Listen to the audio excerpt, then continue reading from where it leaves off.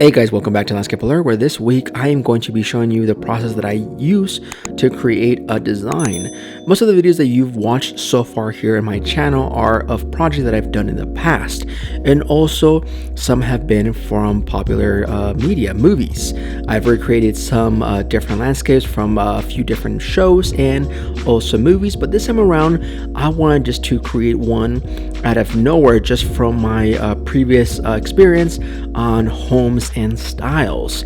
So I'm going to be just walking you through what I did over here, some of the measurements. There's a good chance that this is not going to fit most people, but just an idea as to what I do when I'm doing this process of creating and designing.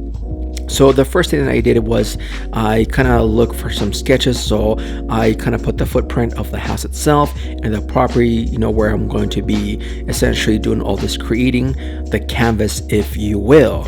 And because this was just an idea out of my head, I decided to add a few different things just because I think it'll look great. But I have seen this in real life, and I have worked with homeowners that wanted things like this and have had things in the past similar to this. So you might have seen it yourself in different parts of the country. There they have say pools and retaining walls and trees and so forth and so on that maybe look like this, and you could probably use them yourself if you are working on your own landscape. But that aside, let's get to this in itself. So I decided to go with more of a modern design style, like overall. So what I did first is have an area for grass. So I thought to myself, in the front they were going to have an area of grass pretty big enough to where maybe there's kids, if in this imaginary design they were going to have where they can play something in the front yard, and maybe in the back would be more to have fun. So in my imagination was that the front was going to be more level, but then you go to the back and you start to encounter yourself with a slope, and so in the back there were going to be some retaining walls. So before we get to that part, let's talk a little bit more about the front and what I was thinking about this. Maybe an area of 45 by 60 for the grass area, and in between, to get to the front of the house, the main entrance of the house, thought about having some pieces of concrete of 7.5 by 24 inches, just to lead you to the front of the main door of the house.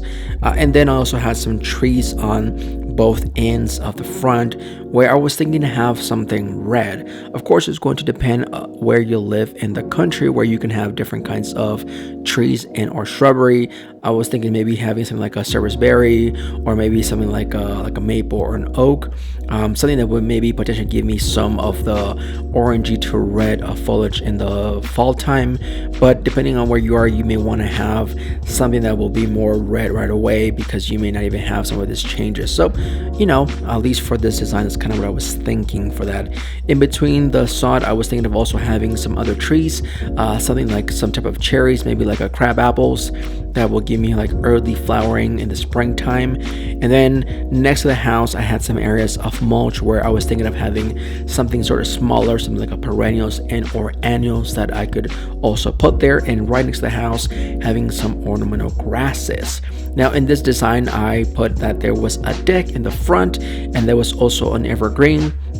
Now, because of the spacing of this area, I thought to myself that maybe it should be something that's not so big, so there is no potential in the future for something bad that can happen between that. So there is some space, but not too much. So something smaller like a baby blue eyes would probably fit the best in that area, as far as an ideas for this one. So we kind of go from that to the back, and because I mentioned earlier, this idea is that there is a slope in the back, so I decided to put some walls, in this case some Allen block walls. I have made a video about walls in case you guys are interested in that, as far as the ideas behind of or why you would want to have a wall. I did make two of them. One is regarding Allen block, and the other one is on boulder walls. If you want to check them out, they're going to be right there. I'm going to put them over here on the side. You're going to be able to see them if you want to. But That being said, the access to the back is with a concrete pathway. It goes to the back. You have some walls. You have some steps that go down. You have another wall. And then right next to it, I put a lot of ornamental grasses. I was thinking something like maybe something tall, like a called Foster feather reed, or maybe like a blue stem, maybe something smaller like an avena. I think that will look great. If you are doing maybe a pathway, maybe you can use some of those ideas, especially if you kind of want people to stay on the pathway, have something on the outside so they can stay on the inside, essentially. And then obviously I put some more shrubs over here just to kind of dress it up a bit more. Below the walls, I do have a different kinds of shrubbery, and of course it's going to be up to you and what you guys prefer.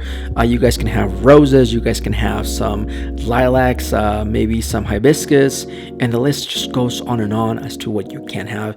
Of course, it's going to depend where you are in the country and what is around you. One thing that I think about when I'm doing a design is if there is the type of climates that's there, and also the type of wildlife that lives in that area. Keep in mind that deer and rabbit and all kinds of animals are out there, and they don't really care if you have a really beautiful plant.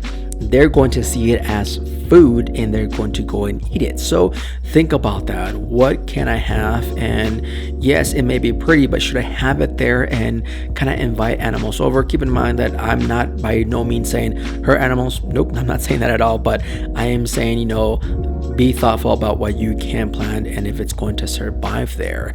So my idea, at least here, is maybe having some types of different shrubs, maybe some smaller lilacs or something else there that will also work really well. Even maybe some of the red Mexicans, those will look great. They're just very pretty shrubs that you can do there. Then I decided, you know what, there's going to be this area, why not add some other color, some evergreens, so maybe like a totem spruce that will look great too. That would be right next to that synthetic turf. Now the synthetic turf that I'm working with here is a 25 by 30, and then from that synthetic turf you can go into the pool, because why not? A 68 by 25 area of water where you can jump in. That would be great. So if that is the case, then maybe this is an area where maybe it's somewhere in Texas, maybe somewhere in California, Nevada, Arizona. So just take a place or pick a place and you can probably have it there. But then you have again that wall right there, because there is that slope to make the area as level as possible for the pool, and also that synthetic turf, just to have a usable space right there. And then behind it have some trees. I did a mixture of some evergreens and some deciduous, maybe something like a valley oak, maybe something like some pines, like a ponderosa pine, or maybe even some spruces there that would give you some shade as they get bigger and bigger. Having that, at least in this design, the backyard will have would be the north side, and the south would be on the garage side of things. So again, depending on how the sun goes, maybe it wouldn't be as much of a problem in this particular design. But if it were to be on yours, because this is kind of flip and it's to the west, the pool, they may be having some of those trees would give you more of that. But again, it just depends on what you're working with and where you are as far as the part of the country. But this is kind of the design that I had here. Overall, the rest would be more native grass where it just would grow, and then you just kind of irrigate it just to kind of keep it green, or at least help it out so it can grow. And then once it's big enough, then maybe at that point in time, you don't have to worry too much about that. Maybe you do a little light mow, that way it looks nice and clean. But overall, I wanted to have this very nice sort of modern look, very a lot of lines, a lot of straight lines that I want to use with this design. But what do you guys think about this? Is this something that you guys are maybe thinking of doing? Maybe you guys are working on your front yard or your backyard. Are these ideas useful? Let me know in the comments. And also, what shrubs and or trees do you prefer the most? Let me know in the comments. I definitely would like to learn more about you guys. I do have an Instagram. I do have a TikTok now. Don't know why, don't ask me that part, but I do, where I put also some ideas, some videos, and I definitely want to keep helping those who are thinking about their landscape, be it the front or the back or any part of the project. I know that sometimes you look at it and you really don't know what to do with it. You know how to start, so I definitely like to help with that if you would allow me to. Anyways, guys, this will wrap up the video. And don't forget the motto over here, which is Dream, Design, Create. And I will see you guys on the next video. Take care. Bye.